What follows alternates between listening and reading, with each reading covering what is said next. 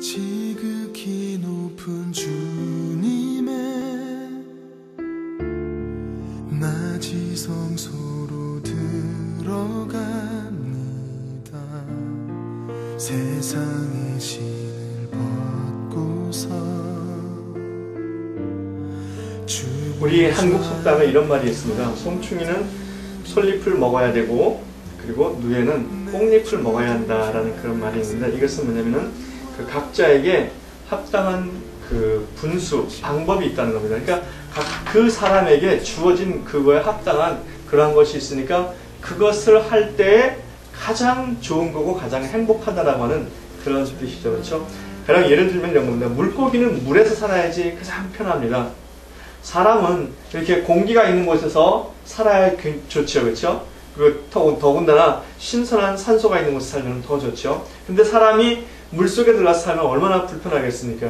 물속에 들어가면 피부도 뿔고 호흡하기도 곤란하고 그렇지 않습니까? 그래서 우리 사람들도 그렇고 이 온 모든 우주 자연 만물은 자기에게 합당한 게 있다고 하는 겁니다. 그래서 자기에게 합당한 그 삶을 항상 즐겨야 되며 그것이 더 발전할 수 있도록 그렇게 돼야 된다고 그렇게 생각을 합니다.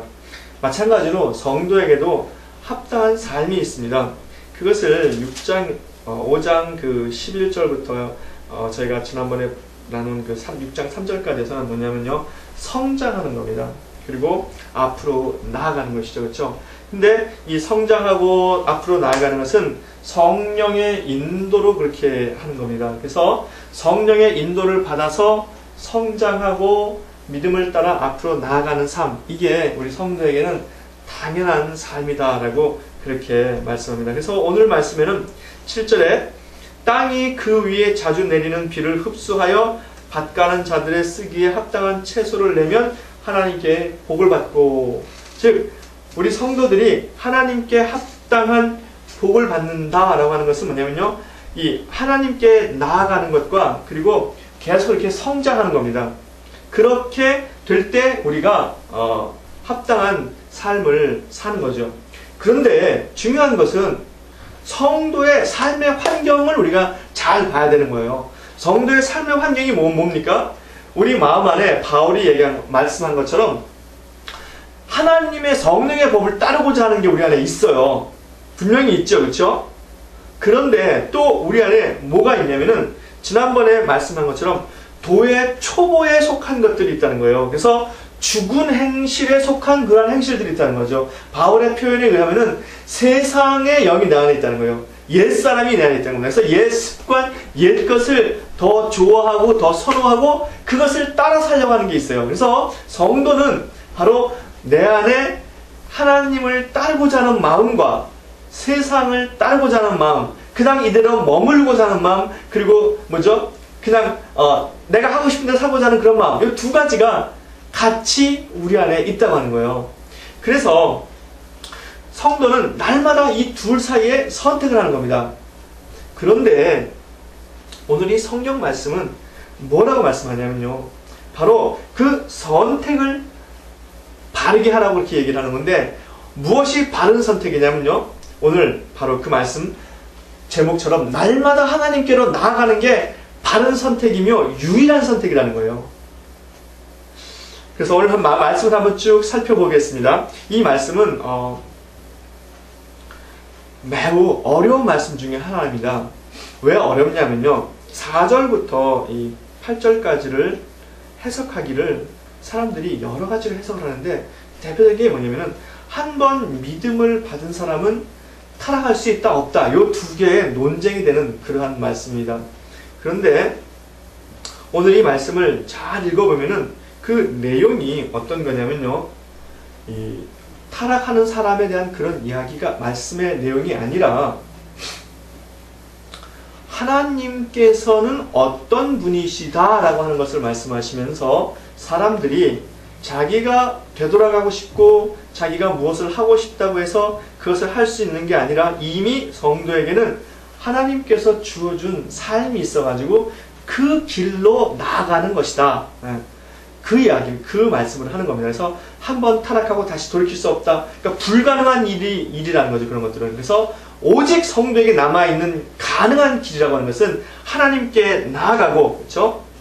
그리고 지속적으로 성장하는 것, 그 길밖에 없다고 하는 거예요. 그래서 오늘 한번 이 말씀을 한번 차근차근히 한번 살펴보면서 우리가 한번 보도록 하겠습니다.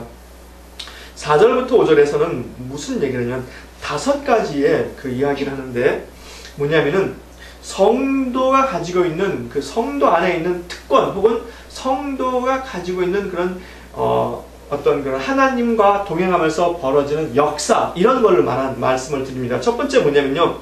한 번 비춤을 얻고 즉 성도의 마음에는 하나님의 빛이 비춰진다는 거예요. 빛이. 근데 이때 한 번이라는 것은 내가 과거에 한 번 신앙생활을 했었지. 내가 과거엔 정말 열심히 했지. 라고 하는 그런 한 번이 아니라 요 한 번은 뭐냐면은 아주 독특한 단어입니다. 이거는 그 핫박스라고 하는 그런 단어인데요. once for all이라고 하는 단어입니다. 한 번의 모든 것. 즉, 한 번 시작했으면 그것이 끝까지 간다고 하는 거예요. 그러니까 이 단어 자체가 한 번 비춤을 얻고 그러면은 한 번 비췄으면 그 비추는 것이 어디까지 간다는 겁니까? 끝까지 간다는 거예요. 끝까지. 나머지는 다 그러니까 은사를 맛보면 은사가 있으면 또 그것이 끝까지 간다는 거예요. 또 성령에 참여 한 번가 되면 또 성령에 참여한 대로 그렇게 끝까지 간다는 거예요. 그런데 사람들이 신앙생활 하면서 지난주에 말한 것처럼 도의 초보에 머무는 경우가 있지 않습니까? 그렇죠? 도의 초보에 머무는 경우가 있는데 그것은 네가 나가지 않아서 만약에 나가지 않으면은 하나님께서 우리를 나아가고 성장시키도록 그렇게 우리에게 역사하신다는 거예요. 근데 계속해서 불순종하면은 그대로 머물 수밖에 없는데 이 4절부터 7절에는 이거는 뭐냐면은 그 십자가를 못 박는다는 얘기를 하잖아요. 다시 예수님을 못 박는다.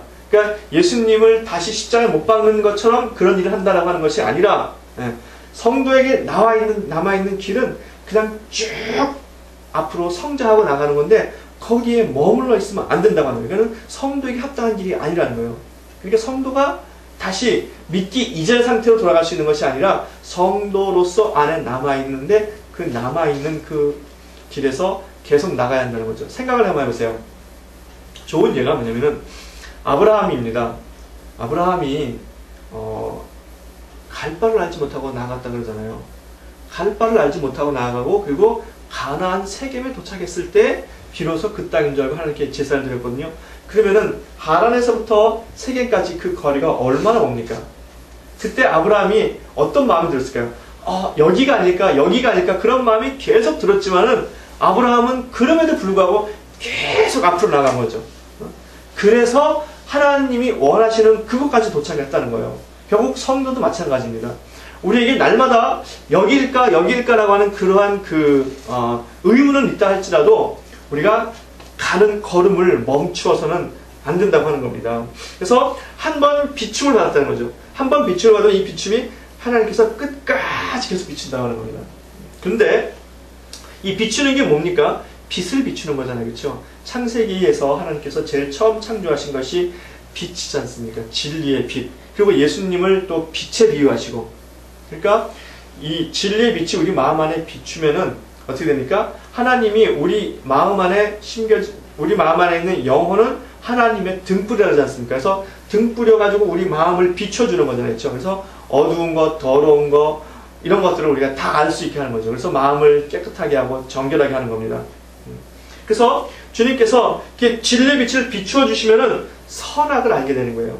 그리고 분별이 생기는 겁니다. 특별히 진리의 빛을 비춘다고 하는 것은 10장 26절에 우리에게 한번 말씀을 하고 있는데요. 10장 26절에 보면은 우리가 진리를 아는 지식을 받은 후 그러니까 이 진리의 빛이라는 것을 진리를 아는 지식을 받다 그렇게 표현을 하는 겁니다. 그러니까 하나님을 아는 거예요. 하나님을 알고 예수 그리스도가 누구인 줄 알고 이 세상이 무엇인 줄을 알았다는 거죠. 그 아는 것이 끝까지 가서 우리가 그 믿음 안에 머물러 있어야 한다고 하는 겁니다. 두 번째, 하늘의 은사를 맛봤다 그러잖아요. 시편 34편 8절에 보면은 여호와의 선하심을 맛보아 알지어다라고 우리에게 그렇게 권면하고 있습니다. 그러니까 하늘의 은사를 맛봤다는 것은 하늘의 즐거움을 우리가 누렸다는 거예요. 그 즐거움을 누리면은, 한 번 누리면은 예전에 한 번의 경험이 아니라 그 한 번이라는 것은 끝까지 가는, 계속 그 즐거움 안에 머물러 있다는 겁니다. 이게 믿음이 가지는 특성이에요. 이게. 그러니까 우리가 이렇게 굴곡이 있는 삶을 산다는 것은, 이것은 하나님께서 예정하신 것도 아니고 하나님께서 작정하신 것도 아니에요. 누구 때문에 그런 건가? 내가 그런 거예요. 내가 하나님의 나라와 세상의 나라를 번갈아 가면서 내가 선택을 하기 때문에 그렇다는 거예요. 그 다음에 성령에 참여한 바가 되고, 이 참여라고 하는 것은 이거는 그 동역한다는 거죠. 동참한다는 거죠. 그렇죠? 그러니까 성령에 동참하고, 이것이 성도의 특권이라는 거예요. 우리가 예수 그리스도를 믿으면은 성령의 역사에 우리가 동참하게 되는 겁니다. 그 다음에 하나님의 선한 말씀의 능력을 체험했다는 것이죠. 말씀의 능력이라는 것이 우리가 어떤 겁니까? 이 말씀의 능력이라는 것은 말씀대로 이루어지는 겁니다. 선지자가 가짜인지 진짜인지를 판단하기 위해서 하나님께서 뭐라고 말씀하시냐면, 그가 말한 대로 이루어지는가 이루어지지 않는가를 보고 그 선지자를 판단하는 겁니다. 그리고 하나님께서 창조하실 때도 말씀으로 창조하셨고요. 즉 말씀이 선포되어지면 말씀 그대로 이루어진다고 하는 것이죠. 그렇죠? 그러니까 말씀의 능력이라는 것은 뭐냐면은, 말씀을 하면은 이루어지는 능력. 그 다음에 내세의 능력을 체험했다는 것이죠. 그렇죠? 즉 영생의 체험을 했다는 겁니다. 이것이 성도가 믿음을 가질 때 우리 안에 기본적으로 주어지는 건데, 이게 다 구원의 은혜라고 하는 겁니다. 이렇게 구원의 은혜를 맛보고 그 성도는 다시 과거로 돌아갈 수 없다는 거예요. 한 번 은혜를 맛본 사람은. 근데 만약에 타락한 자들이 다시 새롭게 하여 회개케 할 수 없나니, 이는 자기가 하나님의 아들을 다시 십자가에 못 박아 현저히 욕을 보이라. 이거는 불가능하다는 거예요. 불가능한. 이 길이 아예 없다는 거예요. 성도에게는. 그러니까 다른 말로 말하면은, 성도는 그리스도 안에서 뒤돌아보면 안 된다는 거예요. 즉 성도가 타락하는 거, 그죠? 타락한 자들을 다시 새롭게 하여 회개케 할 수 없나니, 이것은 짐짓 죄를 짓는 것을 말하는데, 이거는 뭐냐면 회개가 불가능한 거 아닙니까? 그렇죠? 그래서 다시 예수 그리스도 십자가를 못 박는 게 불가능하다는 거죠. 그렇죠? 이것은 뭐냐면은 이게 이런 거죠. 하나님 나라에는 없는 거예요. 이게 하나님 나라에는 없는 건데, 우리가 생각할 때 그게 가능하다고 생각을 하는 거예요. 그래서 그 행위를 하는 겁니다. 죄를 저지르고, 그렇죠? 짐짓 죄를 짓고 타락하려고 하는 거죠. 그렇죠? 이게 왜 그렇습니까? 이것은 사단이 우리를 그렇게 속이는 거예요. 그렇게 할 수 있다라고. 그리고 내가 그렇게 생각을 하는 거고. 근데 성경에서는 이게 불가능, 이게 아예 없다는 거예요. 없다는 거. 그래서 성경은 뭐라고 말씀하냐면요, 7절과 8절에서 우리에게 무엇을 제시하냐면은, 땅이 그 위에 자주 내리는 비를 흡수하여 밭 가는 자들의 쓰기에 합당한 채소를 내면 하나님께 복을 받느니, 즉 하나님께 복을 받는 삶을 오히려 택하고 그 길로 나가라는 것입니다. 성도가 다시 돌아가는 것이 하나님으로부터 저주를 받고 벌을 받는 게 불가능한 일이라는 거예요. 왜 불가능한가? 성도가 죄를 저지를 수도 있어요. 그렇죠? 있지만은 다시 회개해서 다시 신앙을 받아들이는 게 불가능하다는 거예요. 죄를 저지르면은 죄값도 받고 다 그러는 거예요. 그런데 그러면은 그 성도는 버림받는 거냐? 버림받는 것이 아니라, 오늘 본문을 쭉 읽어보면요, 그렇게 해서 믿음의 길로 쭉 바르게 나가지 않으면은 하나님께서 그 사람에게 삶의 고난과 어려움과 이런 걸 통해서 그를 반드시 다시 돌아오게 한다는 거예요. 이게 다시 죄를 저질렀다고 해서 믿기 이전의 상태로 돌아가는 게 아니라고 하는 겁니다.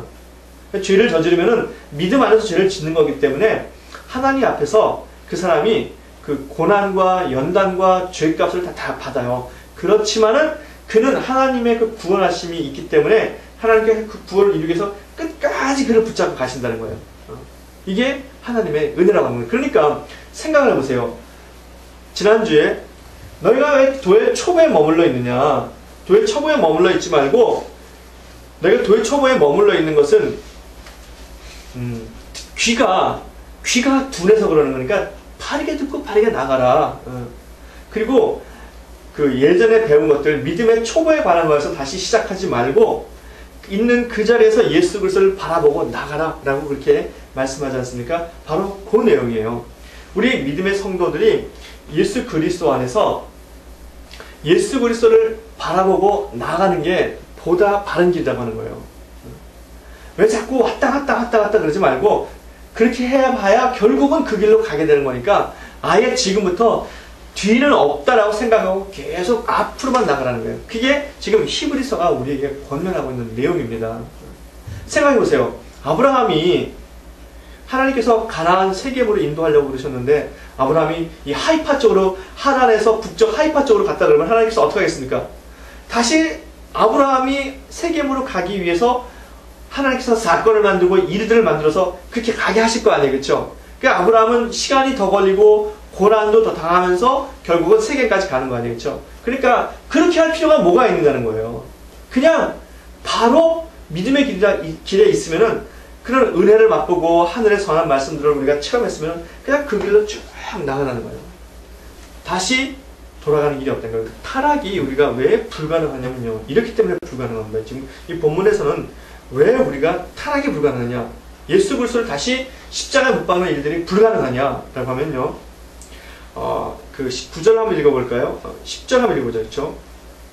함께 읽겠습니다. 시작. 하나님이 불의치 아니하사 너희 행위와 그의 이름을 위하여 나타낸 사랑으로 이미 성도를 섬긴 것과 이제도 섬기는 것을 잊어버리지 아니하십니다. 하나님은 잊어버리지 않으세요. 그의 백성들을. 그래서 하나님께서 그 이사야서 49장 16절, 15절 16절에 뭐라고 말씀하시냐면요. 그 어미가 자기의 자식을 잊어버릴지라도 하나님은 잊어버리지 않으신다 그래요. 그리고 내가 너를 손바닥에 새겼다 그럽니다. 칼로 새긴 거죠. 칼로 새겨서 하나님이 기억하신다 그래요. 하나님은 절대로 잊어버리시지 않는다고 합니다. 이것이 무엇에 관한 말씀이냐면요. 유다에 관한 말씀입니다. 유다가 그렇게 타락하고 그렇게 그래도 하나님은 절대로 잊으시지 않는다고 하는 거예요. 그렇죠? 특별히 너희의 선한 행동, 주의 이름을 위해서 나타난 이러한 사랑들을 하나님이 다 기억하신다는 거겠죠. 하나님이 뭘 기억하시냐면요. 소자에게 냉수 한 그릇을 주님의 이름으로 대접해도 한 그릇을 결단코 상을 잃지 않으리라는 거잖아요. 그러니까 아주 작은 것도 다 기억해서 그걸 다 갚아주신다는 거잖아요. 그러니까 하나님께서 우리가 믿음을 받고 하나님 앞에 나아간 것을 하나님은 이름을 써서 기억하신다는 거예요. 그러니까 그가 다른 길로 간다 하더라도 하나님께서는 그를 기억하셔가지고 그로 하여금 구원에 이르도록 하게 하신다는 거죠. 그렇죠? 그러니까 성도에게는 보세요. 사랑하는 자들아 우리가 이같이 말하나 너희에게는 이보다 나은 것과 구원에 가까운 것을 확신하노라.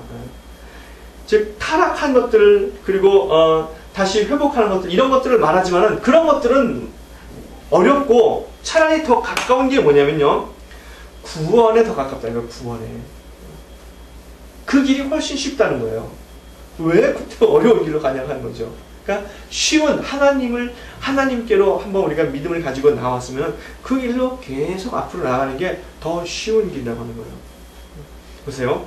이게 지금 히브리서가 로마에 있는 유대 공동체라고 그렇게 말씀드렸잖아요. 그렇죠? 그러면은 유대 공동체는 유대교에 익숙합니다. 율법에도 익숙해요. 그리고 이들 가운데는 믿음의 길에 들어섰다가 이것보다도 내가 율법적으로 사는 게 더 낫겠다 생각하는 사람들이 있을 거란 말이죠. 그럼 그런 사람들에게 그게 더 어려운 거고 오히려 우리가 하나님에게로 나아가는 것이 더 쉽다. 왜냐하면은 하나님께서 우리를 절대로 잊어버리지 않으신다. 그래서 우리를 기억하기 때문에 우리가 다른 길로 가서 하나님을 벗어나려고 하면은 하나님께서 그 길에서 우리를 다시 본래 길로 인도하신다는 거죠. 그렇죠? 그러니까 그 길을 가는 게 오히려 더 쉽다고 하는 겁니다. 하나님은 절대로 잊을 수 없다는 거예요. 그래서 기자가 이 히브리 공동체에게 원하는 소원이 뭐냐면요.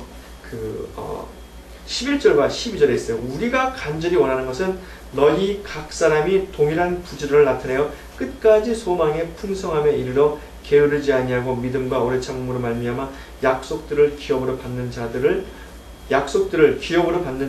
본받는 자 되게 하려는 것이라. 무슨 말입니까? 이 히브리서 기자가 원하는 것은 뭐냐면요. 부지런해서 끝까지 풍성한 소망 속에 살고 그 약속을 기업으로 받아라.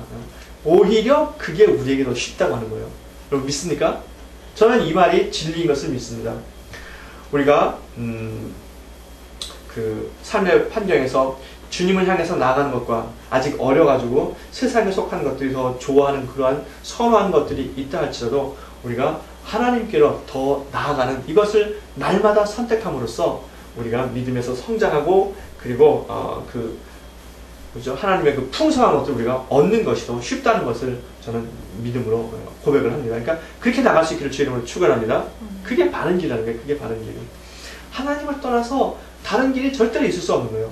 누에가 아무리 솔잎이 좋아 보여도 송충이가 솔잎을 먹는 게 좋아 보여도 누에는 그걸 먹으면 안 된다고 하는 거예요. 죽을 수밖에 없는 거예요. 먹을 수도 없고. 그렇죠? 우리 그리스도인들의 본질이 그렇다는 거예요. 그러니까 세상에 대해서 우리가 눈여겨보고 그럴 필요가 없다는 거예요. 그건 우리에게 맞지도 않고 우리가 그걸 해서도 할 수도 없고 오히려 그걸 하면은 우리 삶에 고난만 온다는 거죠. 그렇죠? 그러니까 끝까지 주님께 나갈 수 있기를 바랍니다. 그래서 앞으로 나가야 돼. 항상 계속 앞으로. 이것이 나의 삶이다라고 그렇게 하는 거죠. 그렇죠? 그래서 왜 우리 신앙 간증을 많이 듣다 보면은 그 노인들이 나이 든 분들이 그 어릴 때는 믿다가 중간에 안 믿다가 다시 돌아오는 간증하는 걸 보면은 먼 길을 돌아왔다 그러잖아요. 그렇죠? 그런 겁니다. 먼 길을 돌아가지 말고 그 길로 쭉 곧게 가시라고 하는 거죠. 그렇죠? 그 다음에 또 우리가 타락이 불가능한 이유는 뭐냐면요. 14절부터 15절까지 보면은 우리에게는 하나님의 약속이 있다는 거예요. 하나님의 약속. 함께 한번 읽어볼까요? 가라사대 내가 반드시 너를 복주고 복주며 너를 번성케 하고 번성케 하리라 하셨더니 저가 이같이 오래 참아 약속을 받았느니라. 하나님께서 아브라함에게 약속을 했는데 아브라함이 마침내 그것을 받았다는 거예요.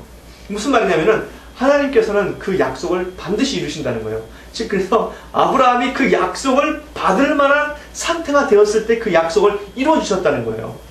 아브라함을 한번 생각해 보세요. 아브라함이 과연 그 하나님의 약속을 받을 수 있는 상태가 처음부터 되었는지 우리가 한번 생각을 해보세요. 아브라함은 그렇지 않았어요. 애굽으로 내려가기도 했고요. 그곳에 가서 아내를 누이 동생에 대해서 아내를 잊어버릴 뻔했고요. 그리고 또 하나님의 약속을 기다리지 못해서 이스마엘을 낳기도 하고요. 그렇죠? 그랬지만은 하나님께서는 그를 하나님의 뜻으로 계속 이끌어 가셔서 그가 그곳에 도착하자 아들을 주셨고 그리고 그 아들을 아끼지 않고 바치자 하나님께서 그가 자기를 정말로 경외하는 것을 깨닫고 하나님께서 아브라함에게 그 복을 이루어 주셨잖아요. 그렇죠? 그러니까 아브라함이 그렇게 되니까 그렇게 하나님께서 해주신 거란 말이죠. 그러니까 우리도 역시 마찬가지예요. 우리도 하나님께서 우리 가운데 그리스도 예수를 통해서 이루어 주시는 약속이 있다고 하는 거예요. 그 약속. 그 약속을 하나님은 반드시라고 그래요. 반드시. 그러니까 보세요. 하나님의 의지가 강합니까? 우리의 의지가 강합니까?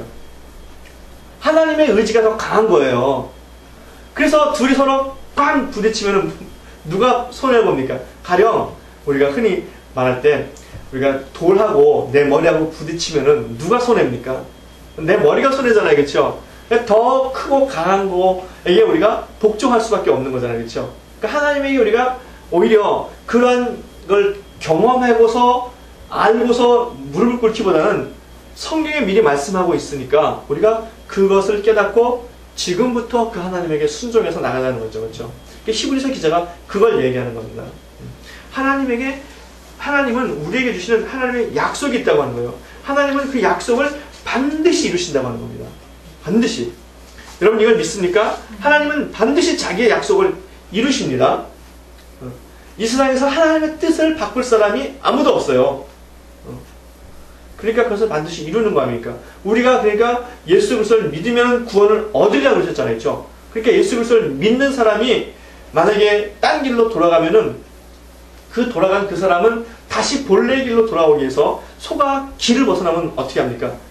때린다 그러잖아요. 때려서 바른 길로 가게 하잖아요. 또 요한복음 15장에는 깨끗하기 위해서 나무의 가지를 어떻게 합니까? 포도나무의 가지를 치신다 그러잖아요. 그렇죠? 열매를 얻기 위해서. 그러니까 우리 삶에 그러한 일들이 기다리고 있는 거죠. 왜 그렇게 우리가 미련하게 그렇게 합니까? 처음부터 바른 길로 갈 수 있기를 바랍니다.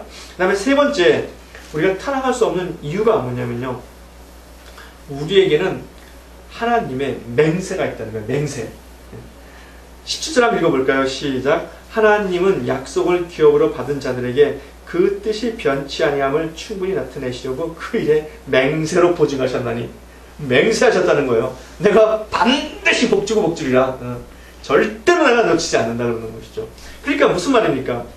이 맹세하신 이유가 뭡니까? 하나님이 자신의 뜻을 바꾸지 않으신다는 거예요.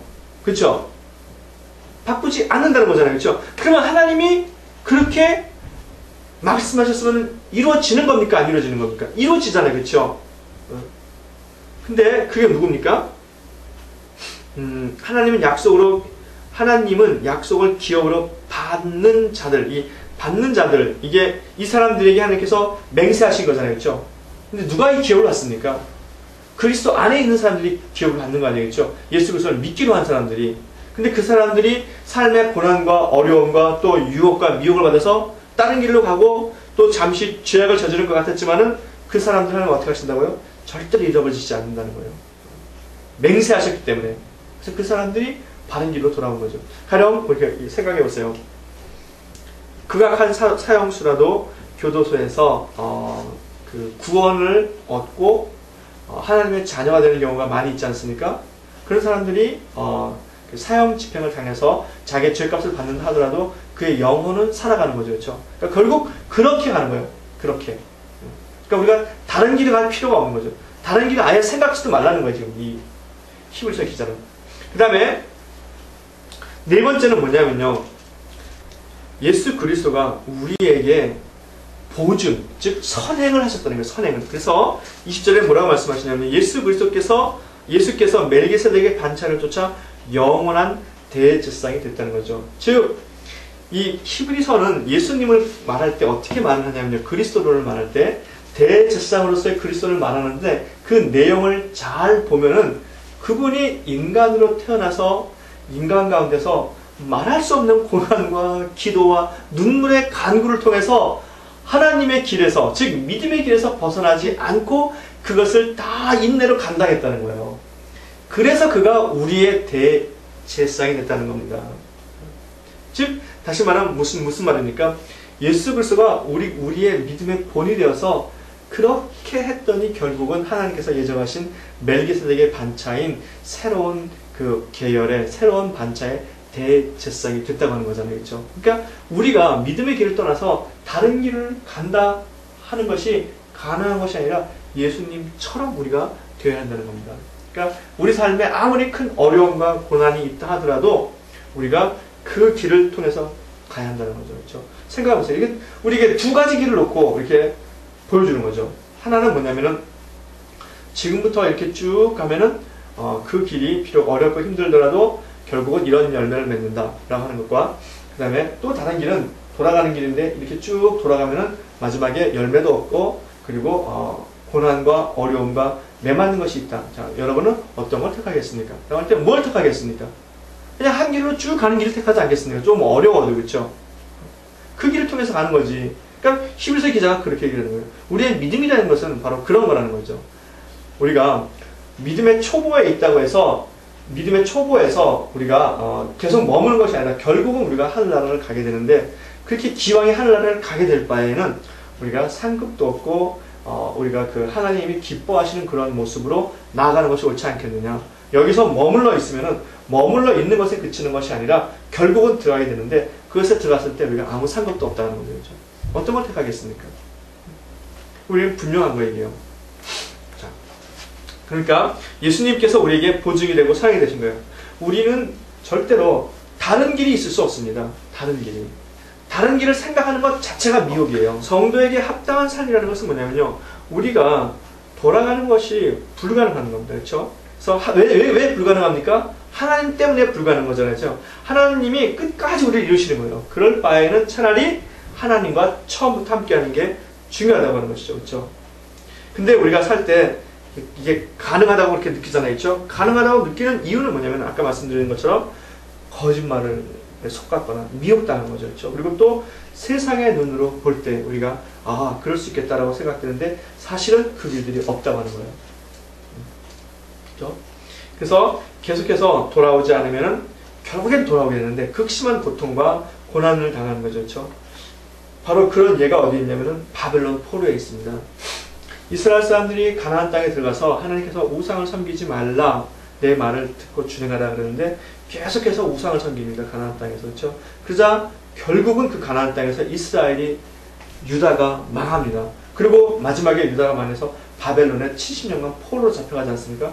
그들이 포로로 다시 돌아오잖아요. 그렇죠? 그러니까 하나님 말씀을 끝까지 듣지 않자 그들이 극심한 고난을 통해서 가나안 땅을 고난을 받아서 가나안 땅 젖과 꿀이 흐르는 땅에서 망했다가 이방의 포로로 되었다가 하나님 없는 곳에 가서 하나님을 섬기며 예배하며 다시 예루살렘으로 돌아오게 되는 거죠. 그렇죠? 그러니까 이것이 그 가나안 포로 사례의 그 삶이 그 포로로 갈 수밖에 없는 그런 이유와 그곳에서 그들이 해야 되는 것들 그리고 다시 돌아왔을 때 이 모습들이 바로 다른 길을 가지고 세상에 나갔다가 다시 돌아오는 성도의 모습을 이게 모형적으로 보여주는 겁니다. 그러니까 우리가 구태여 그럴 필요가 없는 거잖아요. 그렇죠? 처음부터 예루살렘에 있으면 그곳에서 잘해서 계속 영원한 새하늘 도성을 바라봐야 되는 거 아니겠죠? 그래서 히브리서는 그렇게 끝나요. 영원한 새하늘과 도성이 우리 가운데 있다. 흔들 균적 움직이지 않는 그 성을 향해서 우리가 나아가자라고 하는 거죠. 그것이 우리에게 주어졌다고 하는 거예요. 이미. 그래서 차라리 앞으로 나갈 수 있기를 바랍니다. 6장 1절에는 그래서 뭐라고 하냐면요. 우리가 더 깊이 그 죽은 행실을 버리고 예수 그리스도의 완전한 곳으로 나가자라고 이렇게 말씀하잖아요. 그렇죠? 그래서 우리도 역시 마찬가지입니다. 우리도 하나님을 더 깊이 알아서 더 하나님께 온전하게 나가자라고 하는 것이 이 히브리서의 그 강조하는 것입니다. 그러니까 우리가 지금 우리에게 하시는 말씀은 결국 무엇입니까? 우리가 결국 지금 하나님께 더 깊이 나가자고 하는 것이죠. 더 깊이. 현재의 내 삶에서 다른 것을 바라보지 말고 오히려 하나님에게 초점을 맞춰서 그 초점 맞춘 곳을 향해서 우리가 더 온전하게 나가는 것. 이것이 하나님이 우리 가운데 지금 원하시는 것이라고 하는 것이죠. 그렇죠? 그래서 성도에게 합당한 것이 무엇인지 우리가 깊이 생각할 수 있어야 되겠습니다. 즉 자라나고 열매 맺는 것이 지금 우리에게 가장 합당하다는 거예요. 그렇죠? 우리가 그리스도 안에 있으면은 요한복음에 있는 말씀처럼 주님이 우리 안에서 열매를 맺어주세요. 그렇죠? 내가 열매를 맺는 것이 아니라.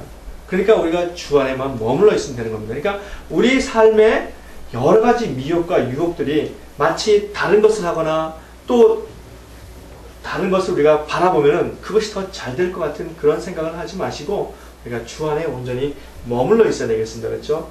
그러면은 성령께서 우리를 세워주세요.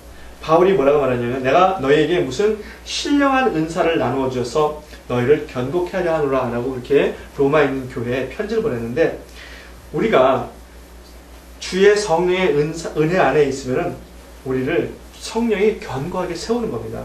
그러니까 우리가 여기에 머물러 있어서 주님에게 나갈 때 주께서 역사하시고 성령께서 우리를 세워주시니까 이거보다 더 빠르고 좋은 길이 없다고 하는 거예요. 절대로 미혹받지 마시기 바랍니다. 뒤돌아보지 마세요. 견눈질하지 마시기 바랍니다. 다른 길은 없습니다. 우리가 그 길로 온전히 나갈 수 있기를 주님으로 축원합니다.